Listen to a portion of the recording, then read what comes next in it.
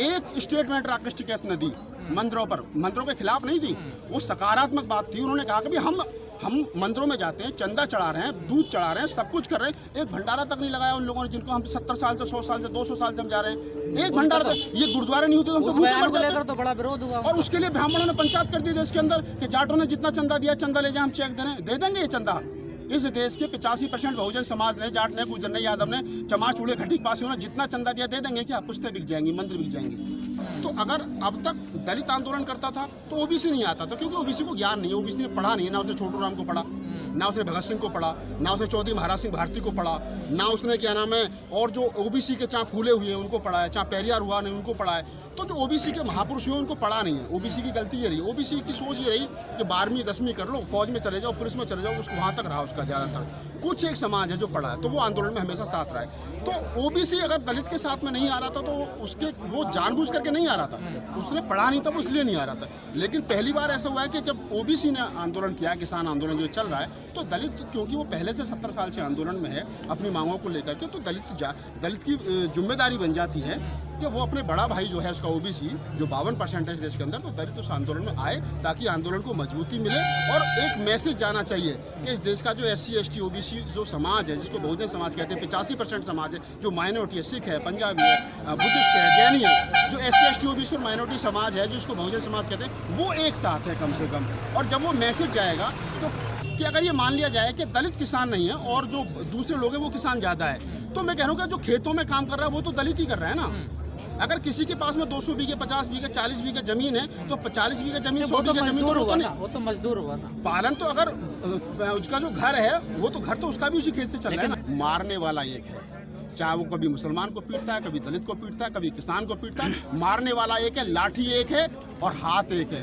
बस इतनी सी बात इस देश के लोगों को समझ लेनी चाहिए कि जो ऊपर लोग बैठे हैं, वो जो ऊपर कुछ मुठीवर लोग बैठे हैं, उनके लिए आप में, चमार में, जाट में, गुर्जर में, यादव में, मुसलमान में कोई फर्क नहीं है। वो आपस में आपको लड़ा करके रखेगा और वो आप पर राज करता रहेगा और आपकी कमर पर लाठी मारता रहेगा। आपको वो लाठी छीननी है। ये लड़ाई कानून वापसी की तो है ही है, लेकिन लड़ाई सत्ता परिवर्तन की, और सत्ता परिवर्तन के साथ साथ ये भी है कि लड़ाई व्यवस्था परिवर्तन की है। क्योंकि ऐसी सोच के लोग, इतनी घटिया सोच के लोग, ऐसी मनुवादी मानसिकता के लोग सत्ता में आते कहाँ से हैं? ये विचार बनता कहाँ? ये जो RSS के नागपुर में जो लोग बैठे हैं ना, ये इस विचार को पैदा करते हैं देश के अंदर।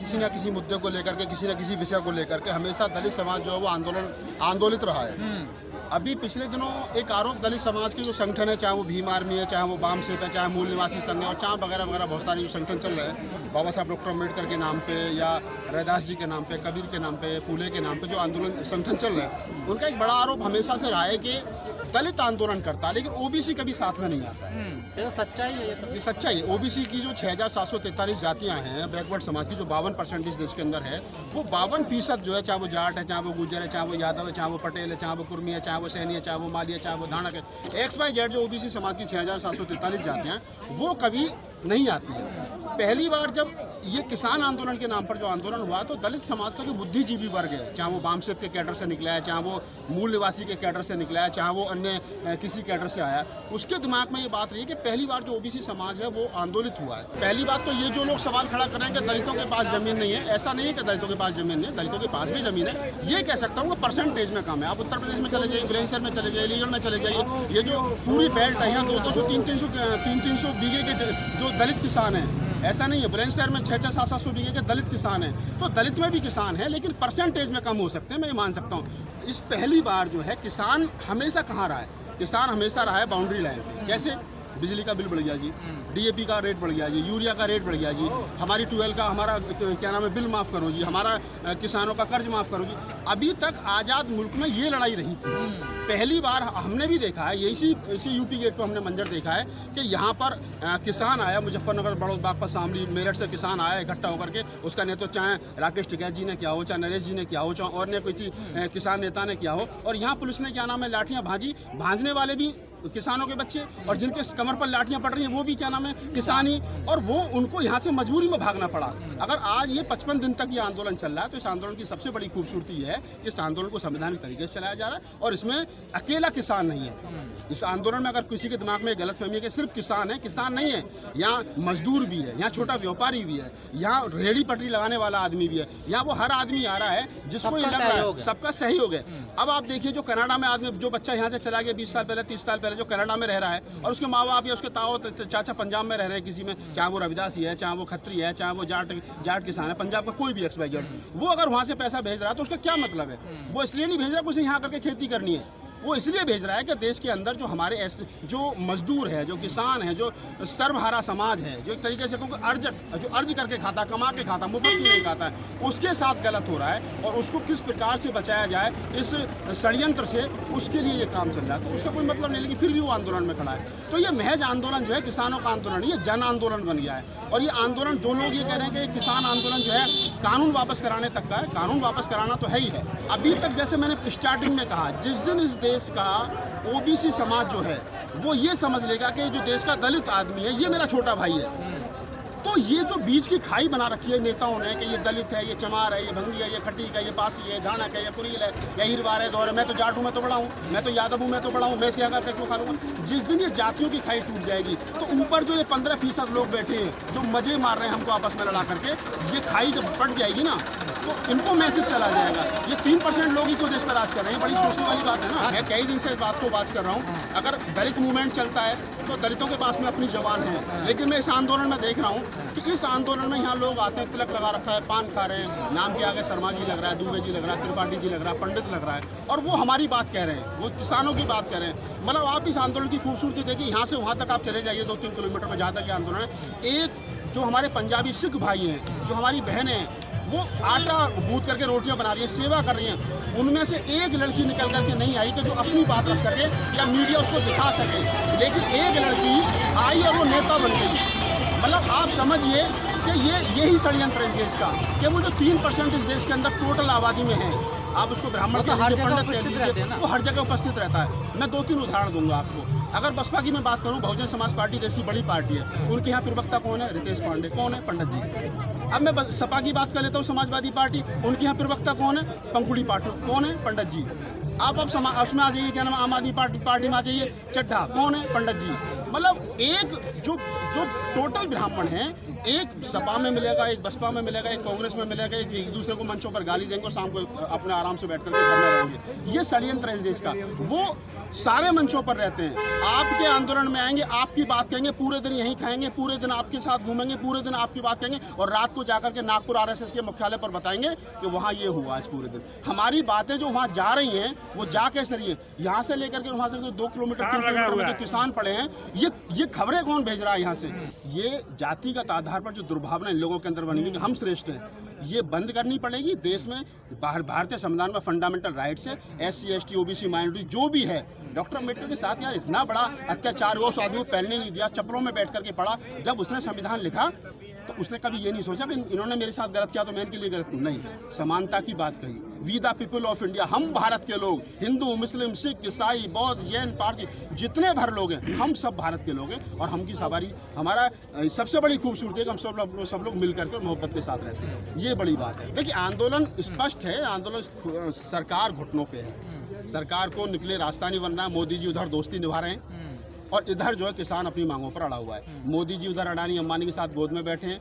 आप देखो ना इसको, सरकार इतनी निकम्मी। आपने देखा ऐसा ही आंदोलन पिछले साल भी चला था इस देश में, उसका भी कोई नतीजा नहीं। देखिए हाँ, आपने बहुत अच्छा सवाल करा। इसमें 2 चीज़ आप समझ लीजिए, यहाँ जितने किसान हैं, चाहे वो किसी जाति किसी धर्म का, उसको 2 चीज़ समझ लेनी चाहिए। जब SC ST act, atrocity act 1989 के ऊपर कुठाराघात इस देश के अंदर होता है, उसमें 13 बच्चे शहीद होते हैं दलित समाज के। मारता कौन है? ये भी सबको पता है। अजय चौहान जैसे लोग राजा चौहान जैसे लोग गोलियां चलाते हैं मध्य प्रदेश में। शेड्यूल कास्ट के से अगर कमर पर लाठी पड़ती है, मारता कौन है? वो आपको पता है। इस देश के अंदर NRC और CA के नाम पर मुसलमानों के कमर पर लाठियां पड़ती है, मारता कौन है? वो भी आपको पता है। इस देश के अंदर किसानों की पीठ पर लाठियां पड़ती हैं, 3 काने का रोड मिला करके, मारता कौन है? वो भी आपको पता है। जो जितना पिटेगा उतनी बात समझ में आएगी।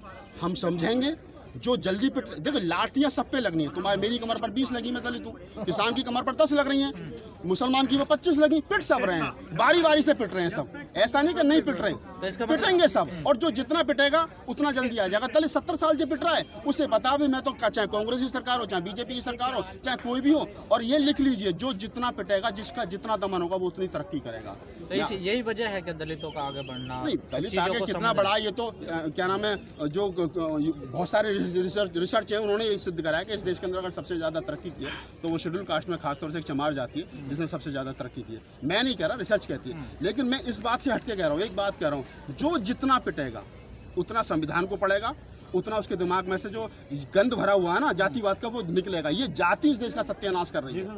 ये जाति जब खत्म होगी तब देश में भाईचारा पैदा होगा, समानता पैदा होगी। और भारतीय संविधान के प्रियम्बल की पहली line, we the people of India, हम भारत के लोग, ना हिंदू, ना मुस्लिम, ना सिख, ना बौद्ध, ना जैन, ना मजदूर, कोई नहीं, हम सब भारत के लोग हैं, हम सब भाई भाई हैं। और ये जो आरएसएस के लोग बैठ करके रात को कहते हैं ना कि ना तू चमार है, तू चूड़ा है, तू खटीक है, तू पासी है, वोट लेने के नाम पे सब लोग हिंदू, और जब चुनाव निकल जाए कहते तू मुसलमान, तू भंगी, तू खटीक, तू जाट, तू गुजर, फिर सब जातियों बढ़ जाते हैं।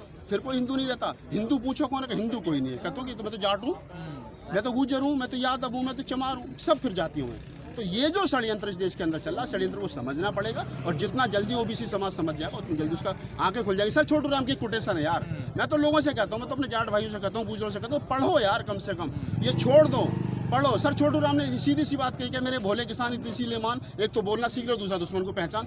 यही बात तो कही थी छोटू राम, यही बात डॉक्टर अम्बेडकर ने कही उस समय। डॉक्टर अम्बेडकर ने कहा कि इस देश का सर्वहारा समाज जब अपने दुश्मन को पहचान लेगा तो बगावत कर देगा। सर छोटू राम और बाबा साहब दोनों दोस्त थे, आज उन दोनों के वंशज जो एक दूसरे के दुश्मन है। इस देश का जाट समाज रात को जाकर के डॉक्टर अम्बेडकर की मूर्ति तोड़ जाता है। बताओ ना आप इस बात को, क्यों ये लड़ाया किसने हमको? भगत सिंह ने स्पष्ट कहा है, मैं नास्तिक, किताब जेल डायरी पढ़ लो भगत सिंह की। भगत सिंह स्पष्ट लिख रहे हैं जेल डायरी में कि अगर मैं जेल से छूट करके आया और मेरी जिंदगी बची तो मैं डॉक्टर अम्बेडकर के साथ मिलकर के देश में काम करूंगा, क्योंकि डॉक्टर अम्बेडकर की विचारधारा समता मूलक विचारधारा है। आज हम लोग भगत सिंह को नहीं पढ़ रहे, छोटू राम को नहीं पढ़ रहे, चौधरी महाराज सिंह भारती को नहीं पढ़ रहे, हम अपने वालों को नहीं पढ़ रहे, हम उनको पढ़ रहे हैं जिन्हें हमें आरएसएस और बीजेपी के लोग पढ़ा रहे हैं, हम वो पढ़ रहे हैं। तो जब हम अपना इतिहास पढ़ लेंगे तब हम क्रांति कर देंगे, तब हम विद्रोह कर देंगे। भैया चाहे अमिताभ बच्चन हो, चाहे हेमा मालिनी हो, चाहे कंगना रनावत हो, ये जितने फिल्मी दुनिया के लोग हैं, ये ड्रामाबाज लोग हैं, एक्टर्स लोग हैं, नाचने गाने वाले लोग हैं, इनका कोई मतलब नहीं है इस आंदोलन से या किसी अन्य आंदोलन से। उन्हें पता है बोलेंगे तो सीबीआई, ईडी, बहुत सारे छापे वाली मशीनें हैं जो मोदी सरकार के पास में, किसी के 4 चूड़ी चढ़ा देंगे यार, सबके सब मारे जाएंगे, कोई नहीं बोलेगा। अमिताभ बच्चन को छोड़ो, अमिताभ बच्चन के जो आका अदाएं हैं वो लोग भी नहीं बोलेंगे। सपना चौधरी बीजेपी के समर्थन में, मनोज तिवारी जो बीजेपी के बड़े नेता और सांसद हैं पूर्वी दिल्ली से, उनका प्रचार कर रही थी। अब आप समझ लीजिए कि जो आदमी बीजेपी का होगा वो क्यों करेगा विरोध भाई, वो क्यों किसानों के साथ में आएगा? हेमा मालिनी आपके गेहूं काट रही थी ना, आपके गेहूं काट रही थी, सबको पता है वो धर्मेंद्र की घरवाली, और धर्मेंद्र कौन है वो भी पता है, पंजाब के जाट परिवार से आते हैं, तो ये सबको पता है। लेकिन पता है भैया एमपी रहना है, फंड लेना है, 4 साल अभी पढ़े हैं, पैसा कमाना है। पैसा बहुत बड़ी चीज़ है, ताकत के साथ दुनिया रहना चाहती है। यहाँ रोड पर कौन आएगा? रोड पर तो हमारे आपके जैसे फक्कड़ लोग हैं जो घूम रहे हैं, वो क्यों आएंगे?